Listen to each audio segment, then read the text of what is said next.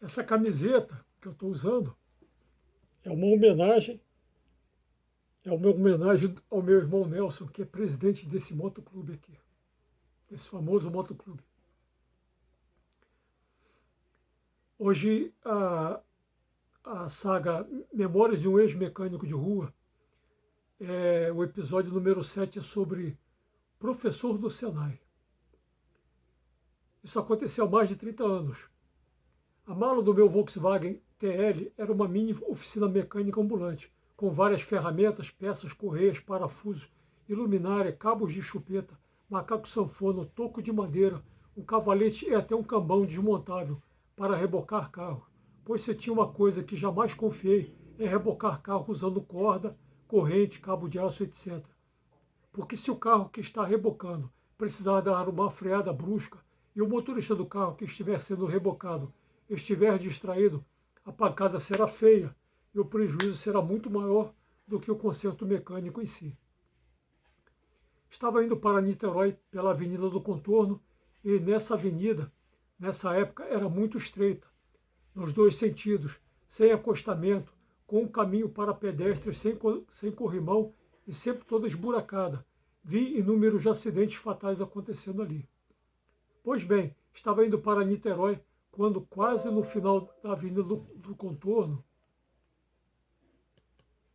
vi um carro estranho, que eu nunca tinha visto antes. Ele estava parado com o capô aberto, saindo muita fumaça e um senhor olhava para o motor sem entender nada. Como esse carro estava na pista voltando, retornei no moinho Atlântico e voltei até parar atrás desse carro. Liguei o pisca-alerta e pus o triângulo a uns 30 metros antes do carro.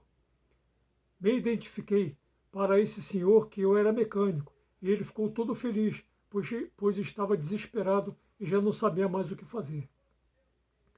Com o motor desligado, coloquei água no radiador e começou a espirrar água fervendo violentamente para cima. Mandei ele dar partida. O motor ameaçava pegar, mas não funcionava. Então vi que na tampa do motor estava escrito Daewoo, ou seja, nunca havia tocado num carro desses. Mas pela minha experiência, sabia que a junta do cabeçote e o cabeçote daquele motor tinham ido para o espaço. Falei para aquele senhor que era impossível consertar aquele carro ali e que a melhor solução seria rebocar para um lugar seguro. Passei o meu carro para a frente do dele, aparafusei as duas metades do cambão e prendi a cada ponta na suspensão traseira do meu e na suspensão traseira dianteira do dele. Falei para ele não se preocupar com o freio, apenas manter a chave de ignição ligada, o pisca-alerta ligado e apenas controlar a direção. Ele me pediu para levar o carro dele para onde ele morava, no bairro do Barreto, pois a sua garagem era grande, coberta e ali poderíamos trabalhar à vontade. Como o carro dele ficou na sombra, pedi para ele arrumar um ventilador grande e forte e coloquei ele assoprando diretamente no motor, para ele esfriar rápido. Enquanto o motor não esfriava, ele pediu para sua esposa nos preparar um lanche e um refresco. Ficamos sentados numa mesinha que ficava na varanda, de frente para a garagem, lanchando e conversando.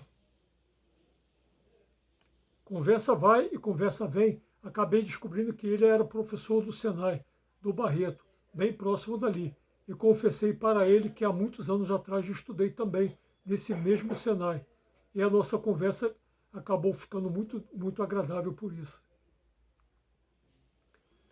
Assim que deu para colocar a mão no motor, tirei a tampa do cabeçote, tirei os balancinhos das válvulas, soltei os agregados do cabeçote e finalmente o cabeçote. Vi que a junta do cabeçote estava queimada entre os cilindros 3 e 4 e também estava dando passagens para os dutos de água e de óleo. Levamos o cabeçote na retífica São Jorge, que fica no bairro de São Lourenço, em Niterói, a poucos quilômetros dali. E desde então começou a nossa peregrinação para encontrarmos a junta de cabeçote específica para aquele motor. E quem foi que disse que conseguimos achar? Fomos em todas as autopeças do ponto Sem Réis, mas ninguém sequer sabia nos dizer onde deveríamos encontrá-la. Fomos em todas as autopeças de São Gonçalo e de Niterói, mas ninguém tinha.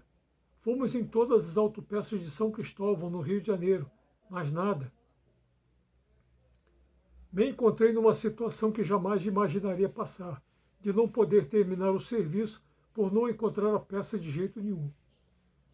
Nessa época não existia internet, Mercado Livre ou outras soluções desse gênero. Tentamos contatos com autorizadas ou concessionárias da AEU, mas não existiam. Então lembrei que como o Senai tem contato com todos os tipos de indústrias existentes, inclusive automotivas, falei para aquele professor que ele deveria entrar em contato com outros professores do Senai, pois talvez algum deles tivesse a solução. Dito e feito, um deles nos informou que de uma indústria especializada em fabricar juntas automotivas por encomenda, desde que levássemos a junta velha como referência. Ainda bem que guardei a junta do cabeçote queimada e fomos nessa indústria para eles nos confeccionarem outra nova. O serviço demorou 3 dias, mas ficou perfeito. Lixei a parte de cima do bloco do motor, atravessando uma régua de aço, para ver se não havia empenamentos ou trincas, mas estava perfeito. Coloquei a junta nova no lugar, observando bem se todos os contornos e furações da junta coincidiam com os contornos e furações do bloco. Depois coloquei o cabeçote no lugar. Como também não conseguíamos encontrar parafusos novos, acabamos colocando de volta os mesmos parafusos. Como fiquei na dúvida quanto à sequência e o aperto desse cabeçote, tomei como referência a sequência e o aperto do motor AP da Volkswagen, usando um torquímetro de estralo regulado em 8 kg. Coloquei os balancinhos do cabeçote, regulando-os como se fossem do motor do Corcel. Eu coloquei a tampa do cabeçote. Finalizei a fixação de todos os agregados do cabeçote. Troquei o óleo e o filtro do motor, pois estavam contaminados. Troquei a água do radiador várias vezes, pois ela estava barrenta, e descobri que a válvula termostática estava travada fechada, ocasionando justamente aquele superaquecimento. Como também não encontramos essa válvula termostática em lugar nenhum, tive que deixar o motor sem ela. Também havia deixado a bateria carregando de um dia para o outro. Uma carga lenta, é lógico. Mandei o professor dar partida e o motor pegou de primeira, com uma marcha lenta serena, indicando que o serviço havia ficado perfeito. Esperei o motor aquecer até a ventoinha ligar e desligar 2 vezes. Verifiquei vazamentos, mas estava tudo perfeito. Eu e o professor do Senai fomos dar uma volta para ver se estava tudo bem e o carro rodou macio o tempo todo. Cobrei do professor o preço justo pelo serviço, mas ele ficou tão satisfeito que me perguntou se eu queria me tornar seu colega de profissão, dando aulas de mecânica automotiva lá no Senai.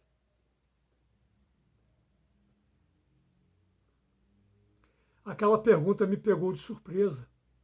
Fiquei sem saber o que responder, pois amava a liberdade que eu tinha de rodar para onde quisesse e socorrendo vários motoristas por aí, nas mais diversas situações, e ainda ganhando um dinheiro que dava para dar uma vida digna para minha família. Com o passar do tempo, os serviços de mecânica de rua foram ficando cada vez mais escassos, difíceis e perigosos, me fazendo olhar para trás e me arrepender amargamente de não ter aceito o convite daquele professor do Senai. Pois se tinha uma coisa que eu sempre gostei nessa vida, era de me especializar e transmitir esse conhecimento para outras pessoas. Espero que tenham gostado demais desse vídeo. Fiquem com Deus.